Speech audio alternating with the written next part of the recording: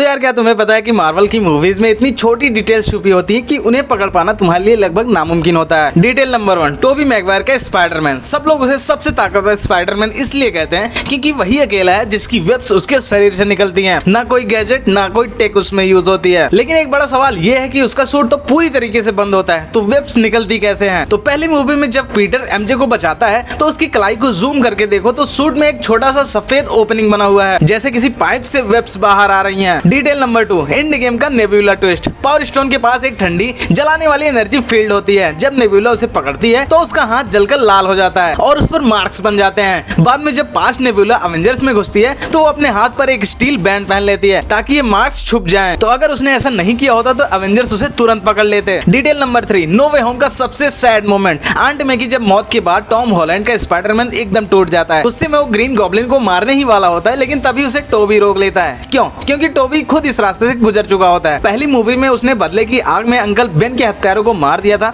लेकिन शांति नहीं मिली थी और उसी दर्द को वो नहीं चाहता था कि टॉम उसे दोबारा झेले। डिटेल नंबर 4, अमेजिंग स्पाइडरमैन 2 में ग्वेन की मौत मार्वल की सबसे दर्दनाक डेथ्स में से एक है। तो क्या तुमने नोटिस किया कि जब ग्वेन गिरती है और उसका सिर जमीन से टकराता है तो टावर की घड़ी 1:21 पर रुक जाती है। ये सीधा संकेत है कॉमिक इशू 121 का, जहां ग्वेन इसी तरह मरती है। उसका पूरा आउटफिट, पर्पल ड्रेस, हरा कोट, बूट्स सीधे कॉमिक से उठाया गया था। ये सिर्फ एक सीन नहीं था, ये इतिहास को दोबारा दोहराना था। मार्वल की छोटी छोटी डिटेल्स ही फिल्मों को लीजेंड बना देती हैं। और भाई ये सीन तो मैं सच में देख के रो दिया था। तो इन डिटेल्स में तुम्हारा फेवरेट कौन सा था? आप ही हमें कमेंट करके जरूर बताइएगा।